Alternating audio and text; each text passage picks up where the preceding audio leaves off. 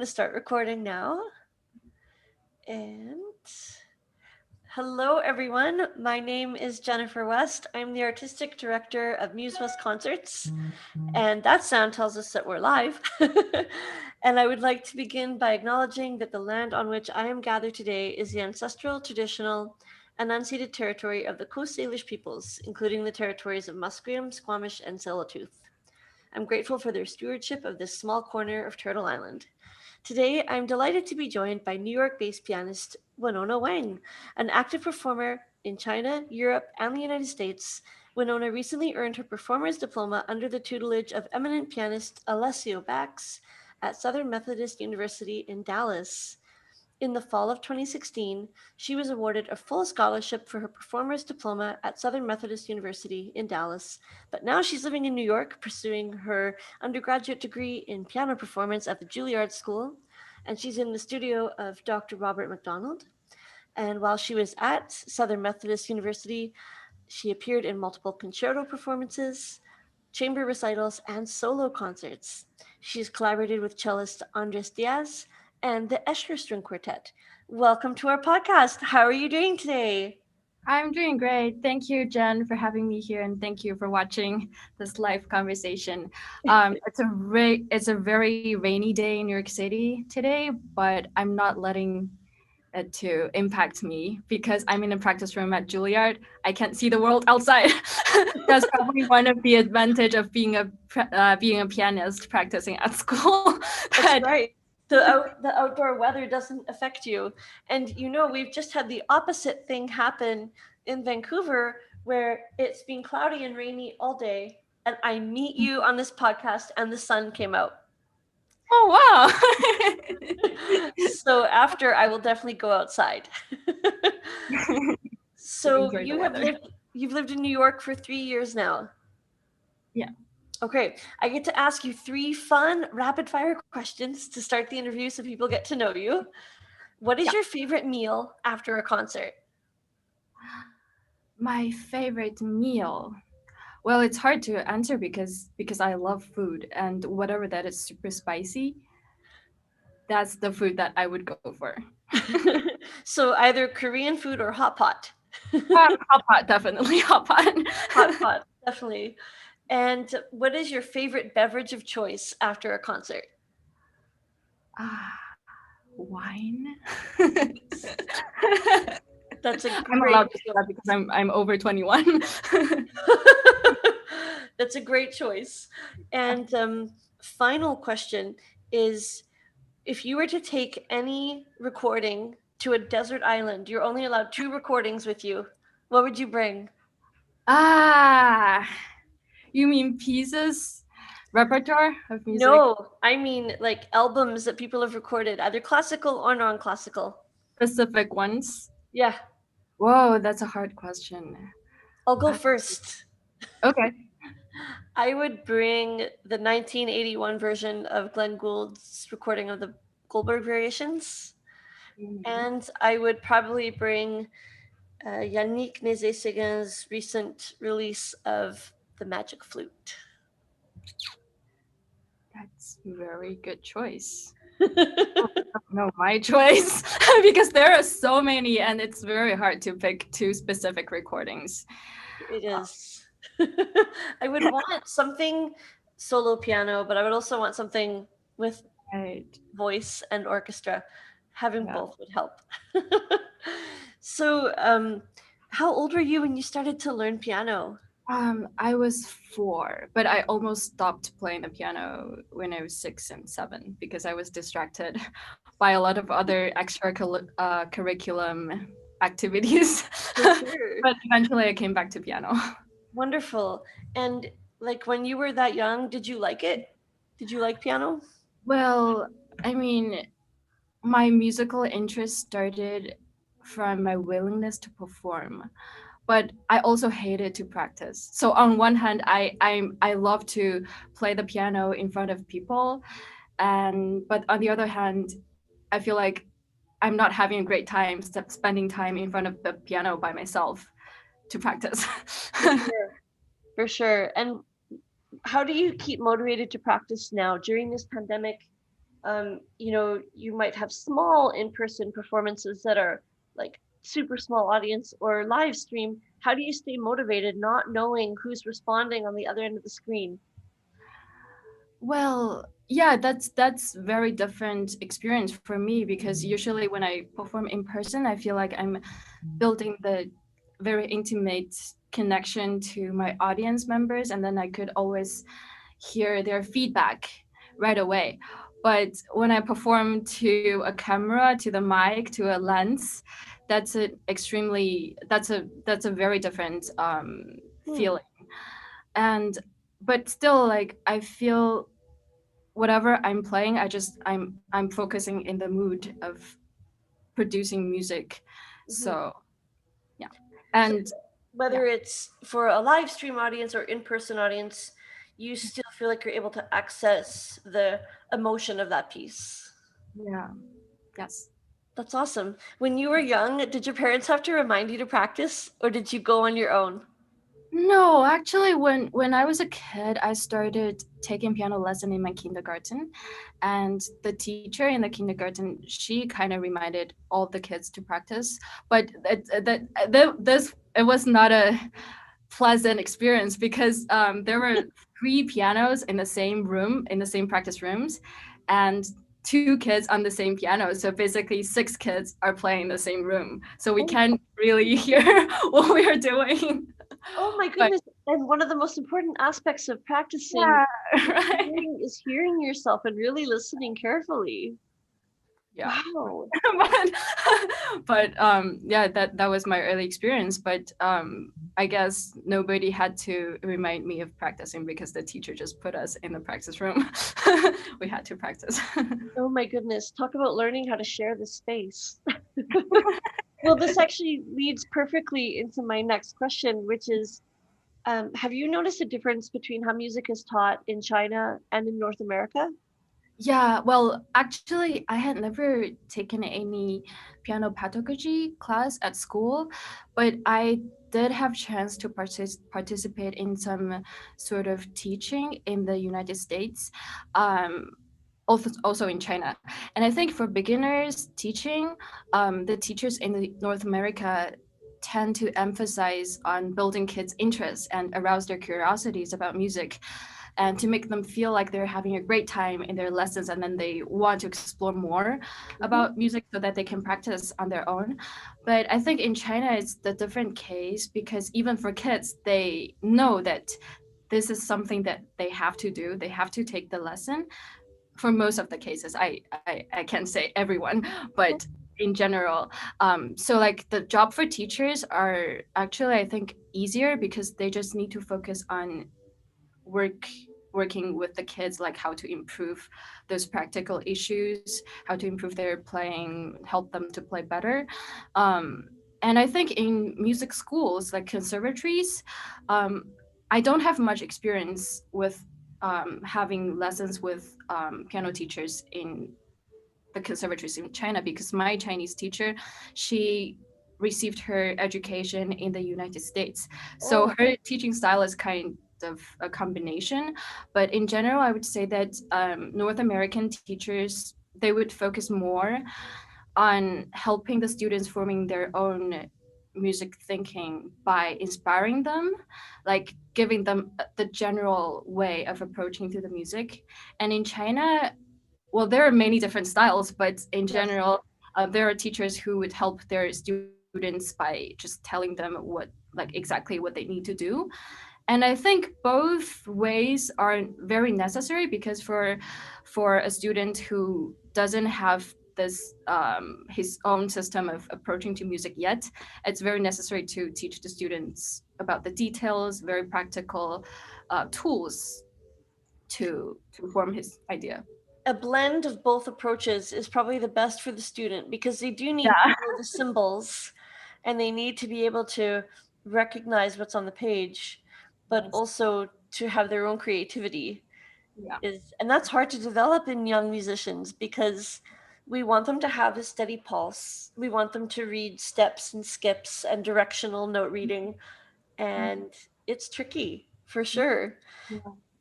Now, another question I have for you, And my personal example is Brahms. So, are there composers you love listening to, but you're not crazy about playing their music? Because I love Brahms's music. I could listen to it quite frequently, but I'm not crazy about playing it. And it doesn't fit my hands, and I find the texture is just very thick.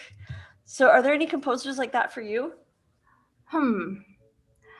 Well, I think if I love someone's music, the only reason why I wouldn't enjoy playing the music by myself would be I'm too frustrated by my own playing. But in general, like I think it'll get better. For example, I love Rahmanov's music, and in general, I enjoy playing his music a lot. And but now I'm working on his first sonata, which is not very well known. And No. the first time I listened to that piece was 2013, and I fell in love with that piece immediately. But when I finally got a chance to learn it, it was so hard. Like Rachmaninoff himself said that like after he performed this piece after the first time, he was like, well, I guess nobody would like to learn this because it's just so hard to play and it's so long.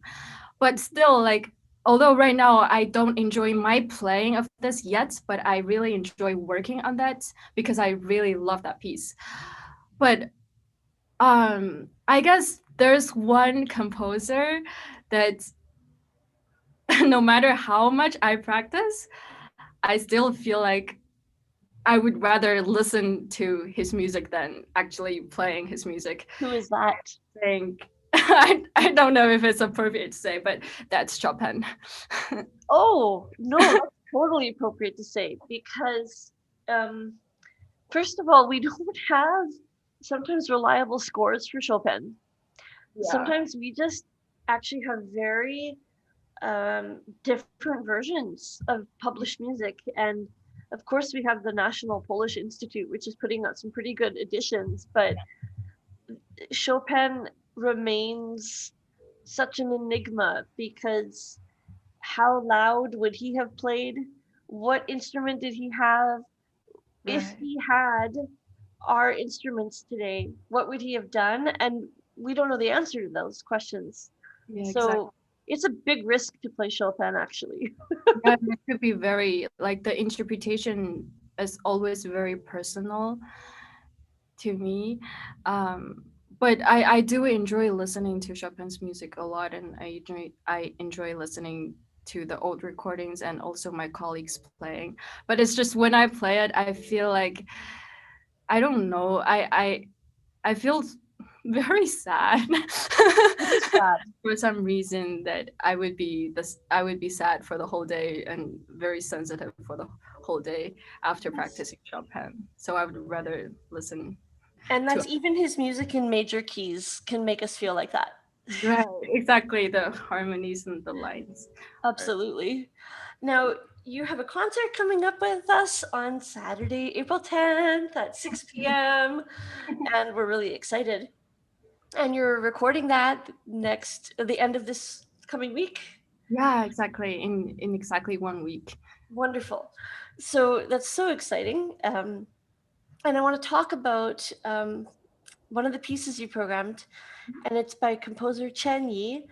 Tell us about this composer and the piece of hers that you have included. Yeah. It's pretty So cool. yeah, I love this piece.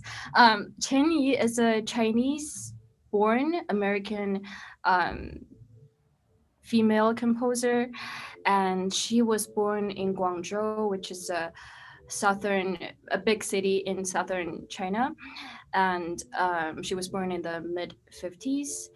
And she graduated from Central Conservatory of Music in Beijing for her bachelor and master's degree. And Beijing was the city that I was born in. There you And go. I also went to the same school in Beijing. So meh, we're schoolmates. Wonderful connection. Tell us And about the piece she composed. hmm, Tell us about the piece that she composed. yeah, so this piece is called Baban, and it's literally baba means 8 beats. But it's a very traditional Chinese folk tune, which sounds like this since I have a piano. Yes.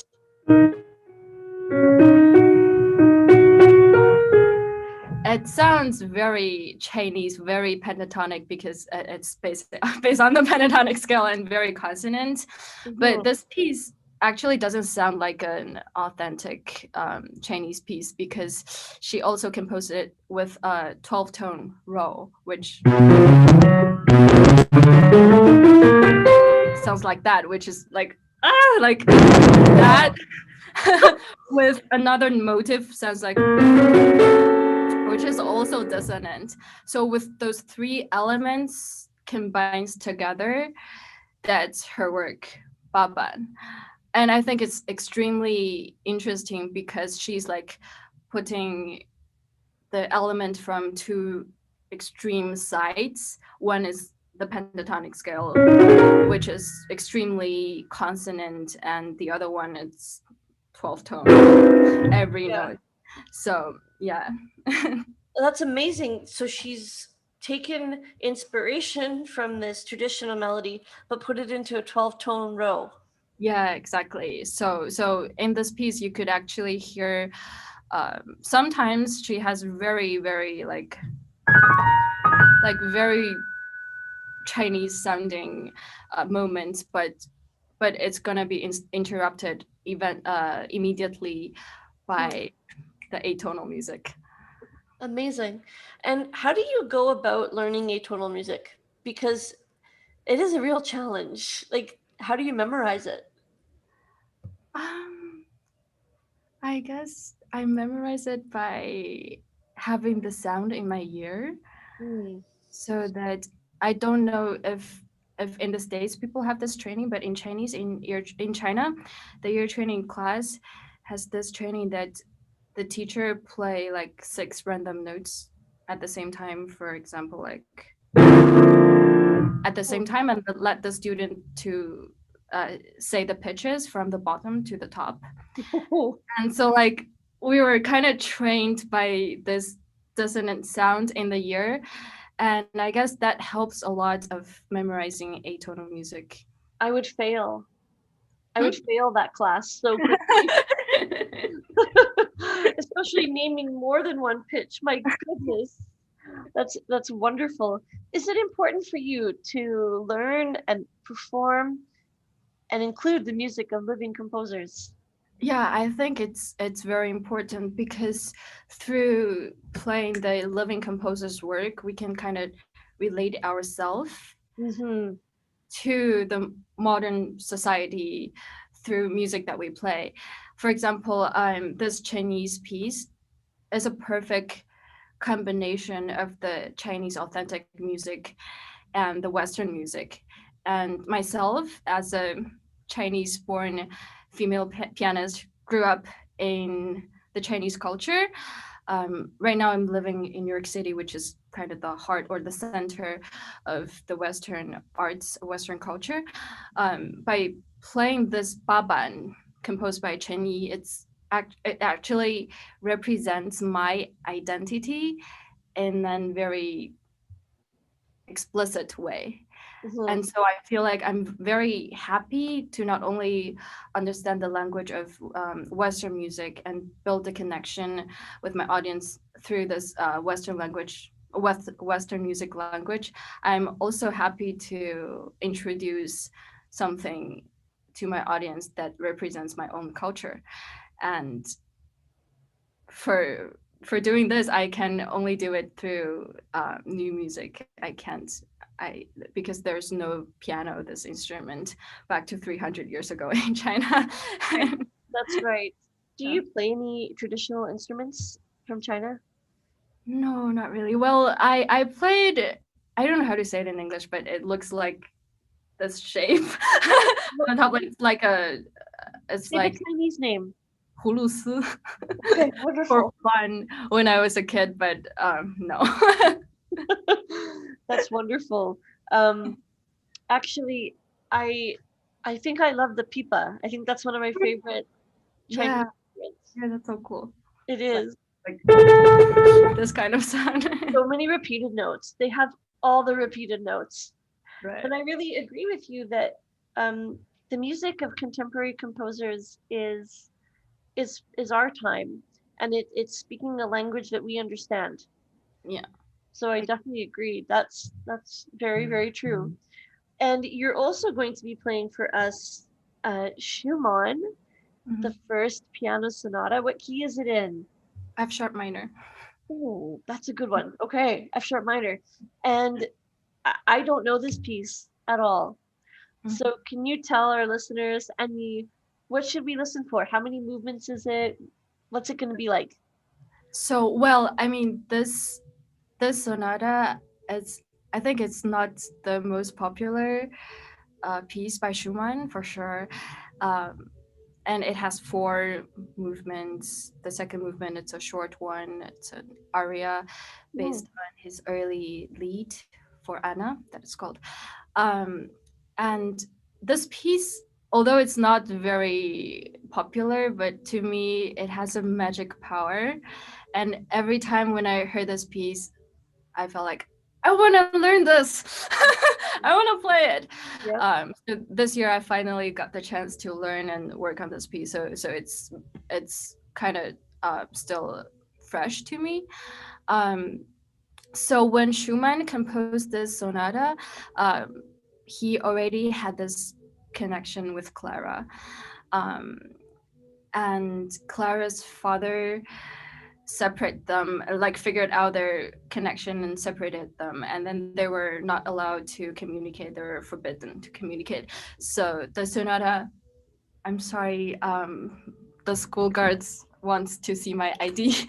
I'm so sorry for that. No problem. Tell them that you're live. Ladies and gentlemen, this is what the life of a Juilliard student is. This is a day in the life of a Juilliard student. I'm sorry about Don't that. be sorry. This is amazing. Okay, because I think what we want on these podcasts is a real life look Yeah, what's going on. it happened. I don't know if Chan Lee, if he's listening to this right now, but he and I know all about the Juilliard staff checking your IDs because we tried to walk from the bookstore back into the hall in the basement. Mm-hmm. Is it Morris? Is that the name of the hall? That's Morris. So we tried to walk from the back door through the bookstore back to Morris, and Chan was a Juilliard student, but I was not. So you had to go from the front entrance, right? go back around, and I was late to the second half of my friend's recital because I went to buy books. So this is amazing. This is like daily life in New York at Juilliard. They check your ID to make sure that you're supposed to be practicing there and you're not using the piano for fun. Right. Amazing. Okay, back to Robert and Clara, who also got checked by her dad. Okay, so they had to be separated. Then what happened with this piece? So, well, so this sonata is like a secret message that Robert sent to Clara. That's and cute. actually, that's so cute. Yeah, and we can find clues in this sonata. For example, the main motive that Robert used for the first movement, which sound like was taken from Clara's early work that is called the Ballet of Ghosts, of the Ghosts, which sounds like. So the rhythmic factor, the rhythmic pattern, it's very close. It's exactly the same, actually. Yeah. But instead of playing the tritone, Schumann composed it in the fifth, which also represents Clara. Okay. And this motive is throughout the whole movement, the first movement. And also, Robert published this work anonymously. I can't pronounce this word. Anonymously. And it was dedicated to Clara by Florestan and Eusebius, which are the 2 imaginary characters of Schumann, of Robert. So it's very. He secretly dedicated it to her. Well, Eusebius and Florestan secretly dedicated it to her. Right. And people. Sorry. How long is the piece? Uh, it's about 30 minutes with all four. Wonderful. Wonderful. Is it have many technical challenges, that sonata? Yeah, I guess so because it had in the first movement it has a lot of repeating chords, which to me sounds like a galloping of the horses. But technically, it's kind of challenging to play through the whole movement in that pattern. If But you it's were going very to pick, beautiful. it is challenging to play those patterns for sure. Right. If you were going And to pick between Kreisleriana and Carnival, which cycle would you play? I personally like Kreisleriana better than Carnival, Hmm. but that's a piece that I love so much. But I I'm not planning on playing that yet because because that's something that is like It's weird. I know. There are pieces where I'm like, I don't know if I want to touch that because it's, yeah. How do you select your repertoire? um you mean the repertoire that I Yeah, generally play or yeah, for when you're concert? making a program, does Professor McDonald give you suggestions? Do you come to him with some options? How do you select repertoire?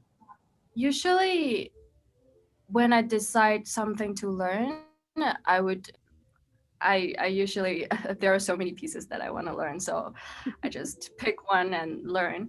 But for concerts, I'm always curious about how other people choose their concerts program. But for me, usually in a concert, I have one or two pieces that I really want to play, Hmm. and then that's probably the main course of the program, and then try to find other pieces to match, like to find the best match Add for in the whole program. for sure. And what would be your dream concerto? And what dream orchestra and dream conductor would you play it with? Well, I my dream concerto is there are so many There great are. concerti. I can't make a choice. But well, and also I think my thoughts always change. But right now, I really wanna work. I really wanna play the Rachmaninoff Fourth Yes. because to me that's such a magical piece Yes, and it is. charming Yes, piece. for sure. Yeah. I really love how you don't go for the common pieces that are really the popular ones.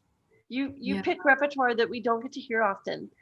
And Yeah, I but I'm actually, they're so interesting, and I hope yeah, that people can get to know them. yeah, I think you have great taste actually because one thing as you know, artistic director or presenter I come up against is, oh, someone else wants to play hammerklavier. Oh, someone else wants to play Opus 110 or 111. And trust me, I love 110 and 111. I love them. But or Opus 118 by Brahms. Mhm. Again, we hear a lot of the same stuff. And I'm really looking forward to your concert because I don't know this Schumann sonata, but I know that I love his music. So I'm here for the ride. Yeah. I'll come along. The horses. Do you hear Thanks. a lot of influence of art song in this sonata? Sorry? You hear a lot of influence of art song or lead in this sonata by Schumann. Yeah. Hmm. Yeah, and the second movement it's actually he just took the lead from himself. Literally. Okay. Cool. That's really cool. I really have grown to love Schumann over the last 4 or 5 years. Mhm. It wasn't an automatic connection until I had a few friends play the Opus 17 Fantasy. Mhm. And once you hear that live, all three movements without stop, and you sit with it, um, you're faced with the fact that he is a genius. Yeah, exactly. And I'm glad to have discovered his music and treasure it and love it more. And last questions for you. Tell us about the Scarlatti that you've chosen. Ah, Scarlatti. Scarlatti, Yeah. 500 sonatas later. Yeah. Well, I'm currently taking Italian class, so let me say, due sonate di Scarlatti. Wow, My brava, accent is bad, but I just brava, wanted to say it. brava. Allora, dice, tell us about these due sonata di Scarlatti. I didn't So know yeah, we could speak Italian today. This is amazing. Let's keep going. so Scarlatti had over 500 sonata. And the reason why I picked those two sonate is that the first one is in E major, um, and I had actually never heard this piece play live by any of my friends or pianists. But I found it on YouTube. Actually, my friend helped me find it on YouTube, and then I listened through this piece, and it was very amazing that there were kind of this modal mixture feeling in the piece, like common tone. Um, sorry, what's the common tone key Yes, change transposing? yes. So I really felt that it's something that's special about this piece. Um, and he started in E major, but he ends it in E minor. I felt like he had this attempt to switch back to E major, but eventually he ended in E minor. Well, I felt it's in E minor because, but Ooh, actually in the last note was a unison, so we couldn't tell if that's fourth.